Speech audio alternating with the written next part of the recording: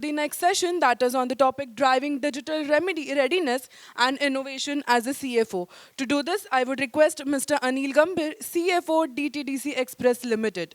Aneel is the CFO of DTDC Express Limited, one of the India's leading integrated express logistic provider.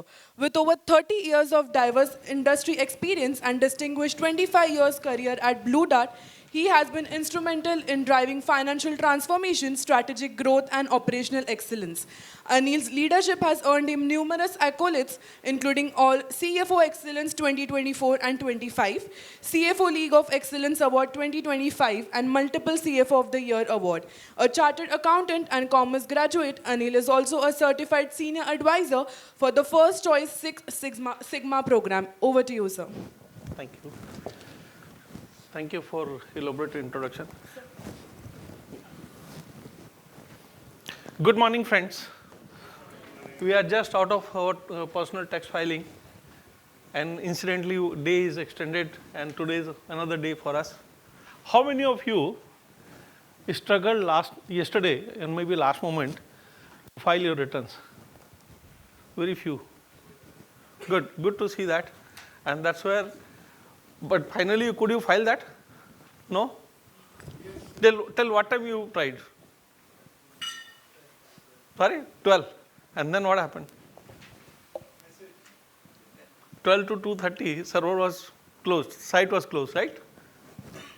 That's what happens with the digitalization. I'm sure you would have been reminded the good old days when you used to file return in manual mode. And even if it is 1:30, 2 o'clock, the guy will not go home till the time he accepts all the returns. But today, because now everything is digitalized, you have no option but to go digital way. And if you do not act on time, this is what you face, that you are not able to file the return. And exactly I would like to correlate that here with the presentation. When you talk about digitalization, you need to act on time, otherwise results will not be what we are expecting. We've seen how moving from manual work to digitalization helps you, gives you convenience, but at the same time, if timely actions are not taken, it makes you suffer, right? Earlier presentations very beautifully covered about how role of CFO has been changing, how ecosystem has been evolving, and that reminds me of one small thing, and before I talk about it, let me make a statement. I think God is very happy with CFOs. Anybody disagrees? A very out of the blue statement. And let me tell you why I am making that statement. Take you back about 20 years. People used to talk about, and when you are interacting with CFOs, job is very boring. Every quarter, just accounts, closing, and audit, and etc., etc. So, God thought, and CFOs also wanted that life to be spiced up. So, what got added was a whole lot of things: SOX compliance, corporate governance, your risk management. Lot many things got added. So, CFOs became busy. After all these new initiatives came in. Probably they were still not fully, happy. So what they thought, again prayed to God, that still there's a lot more things they can do, and then a lot many more things got added. And you saw earlier what Chirag spoke about, number of new, things which got added in the CFO's kitty. And further add spice to that, now what is added, what Rahul covered, is all sorts of ecosystem related stuff. You talk about geopolitical situation, you talk about disruptions. So now, can any CFO claim he still has a lot of bandwidth to do additional things? Right? Most of CFOs will say, probably their bucket is overflowing or their plate is overflowing, right? And that's why I make a statement, God is very happy with CFOs. We have been granting the wish. So coming to this new role, or rather post-pandemic, there's a lot more spoken about digitalization because people found There's a new chirag through which you can do things faster and magically. And that's where many people jumped the bandwagon to ensure that all their operations at a fast pace gets digitalization. And when you talk about digitalization, obviously it's always part of business transformation. It cuts across various functions of the organization, and that's where we are talking about business transformation. Now, when business transformation has to take place, obviously people have to take into account that it has to be part of strategy, and CFO being part of co-pilot has to play its role. I'm not referring strictly to this, so I'll just share a few thoughts. This is their technical material is there for you to read it. So it has to be part of strategy, and co-pilot has to implement, has to take into account various things.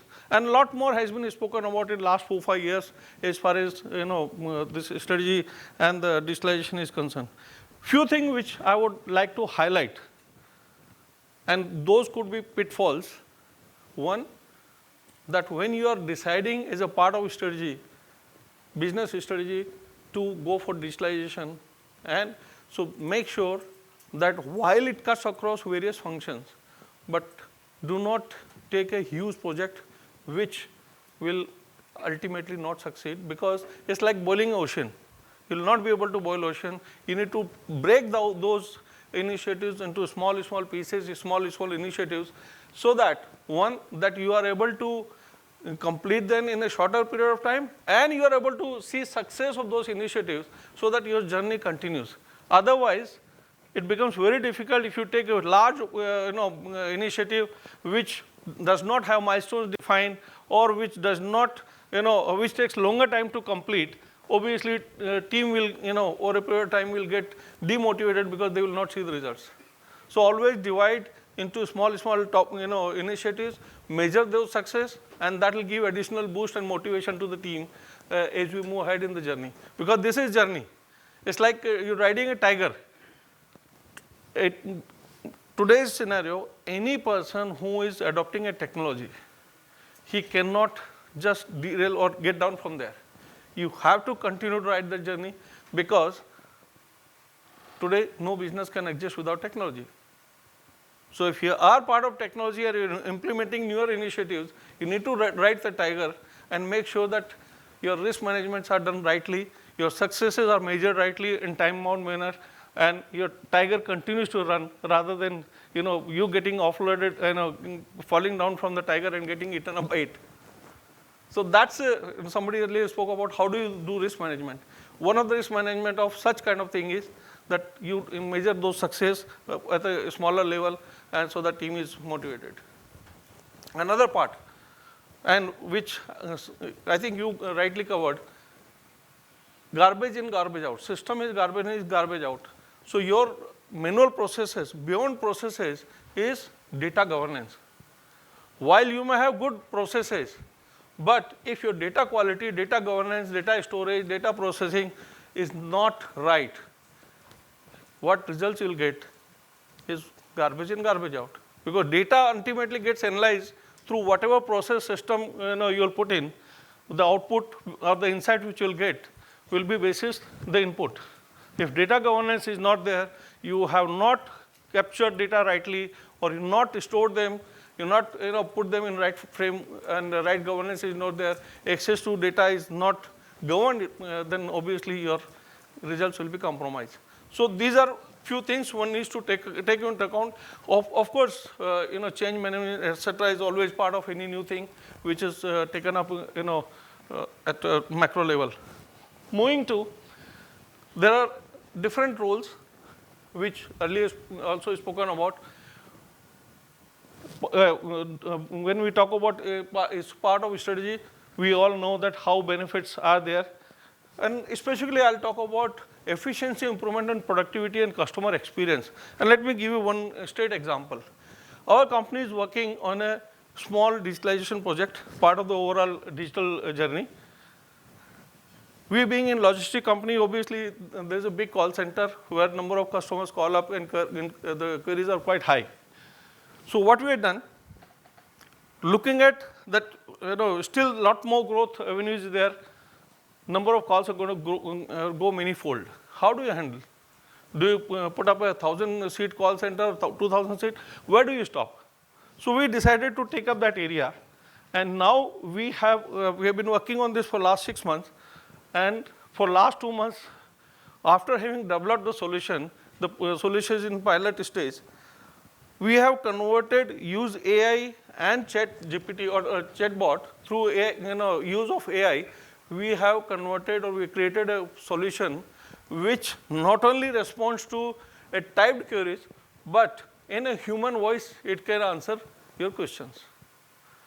We named it a Diva 2.0, which today, when it gets deployed for production, you will be not having any difference of talking to that person called artificial person Diva, which will answer your queries like any human being.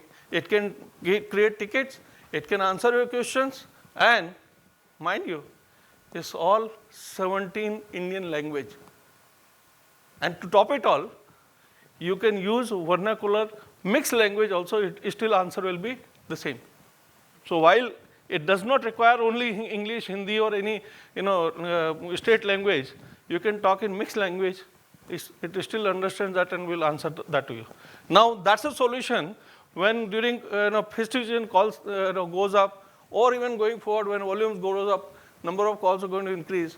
That's a kind of solution which can help in answering to customer queries.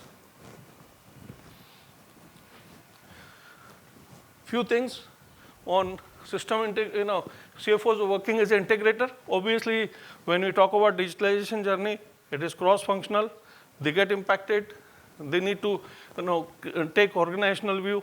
I think all this one can look at it. But the fact remains is that today's CFO becomes a focal point, not just from the finance point of view, but business driver point of view. What Chirag rightly mentioned, that today CFOs can no more be aloof to what is happening in other functions. In fact, they, as a co-pilot, understand and drive sales, operations of the organization, and also, of course, the basic thing always continues, that profitability and bottom line. That is always there. And increasingly, so far, probably IT area was not as much embedded in CFO's role, but then post-pandemic, I think this has got added, and now IT strategy is also driven from the CFO's office.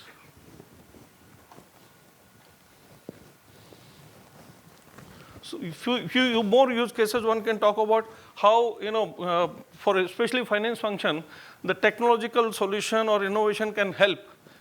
Now I'll talk about, I'm sure many people would have heard, AI is being used for improving cash flows. Yeah, have you heard of it? So today you deploy AI to understand payment pattern of customers, and also the way you make payment. Obviously that is already known, but if you marry both of them and try and find out how your cash flow is going to look like. Because payment patterns from customers are analyzed by AI on a click of a button and tells you that what payment you are likely to receive in what period, and where you're going to be falling short depending on what your commitments are to your vendors. So cash management is one. On operational efficiency side within finance function, one can look at, we saw earlier one presentation that from 16 people to 0.7 people is still there using it. So these are kind of things which can help add value and also speed and transparency to the business operations.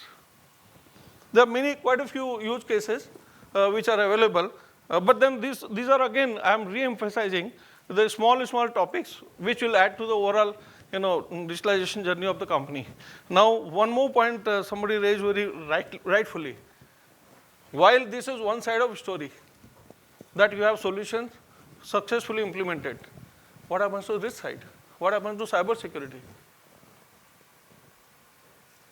Cyber security is one thing which is probably on top of, or rather it becomes now, earlier also it was on top. The moment digitalization came in, with more and more solution getting added, I think this will be not only at the CFO's top of the mind, but also board's agenda will be always a fixed kind of a topic where there needs to be discussion about and how do you manage cyber security And another thing which is related to cyber security is also the new act which is coming is DPDP Act.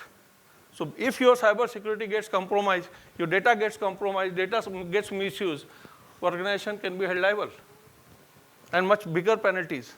So I think those things which are now going to come, beyond the benefit of it, the other side also needs to be managed well, so that you get real benefit of these solutions rather than become liable for the other side for not managing them well. Now, obviously any organization has limited resources. So when you talk about resource allocation, investments, obviously those needs to be aligned with the business growth. Which area, which entity, which product is going to grow. I think your investment, your strategy, your innovation should focus in that area, so that you are able to not only align with the organization growth, but also derive maximum benefit. This is what specifically this slide means here. In the interest of time, I'll just open for question answer. Yeah. So my question is, rather not a question, but more of first of all, thanks for a very insightful session. Yeah. In fact, learned a lot. But my summarization of this is that any service organization, be it HAPE or even I would say Blue Dart or DTDC, which you are currently representing, or any of the organizations, ClearTax, the most important thing to remember is that for any B2B client, scale, productivity, and a wow customer experience is all that's going to matter. Absolutely. So whenever we as B2B organizations select any capability partner, I think these are the three end results we should see, and then only we should carefully select. I think I picked up that one sentence of yours which you said in between, that we need to be very sure what we are doing. Don't take a large project. So exactly I would mirror those thoughts. Because traditionally we've seen, if you pick up how many organizations started a digital journey and look at how many would have been successful, all will depend how they've defined their strategy of implementing that. If they have taken small projects and defined it, I'm sure there's a high chance or likelihood of they succeeding it, rather than somebody taking very large project and not getting anything for years together.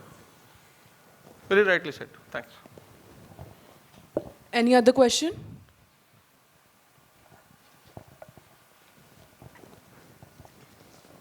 Thank you so much, Mr. Aneel. I would request you to please stay back on the stage. And to do the felicitation, I would request Mr. Chirag Mehta, CFO and Head Legal and IT, Bharat Serum and Vaccines Limited. Can we have a huge round of applause for Mr. Aneel Gambhir?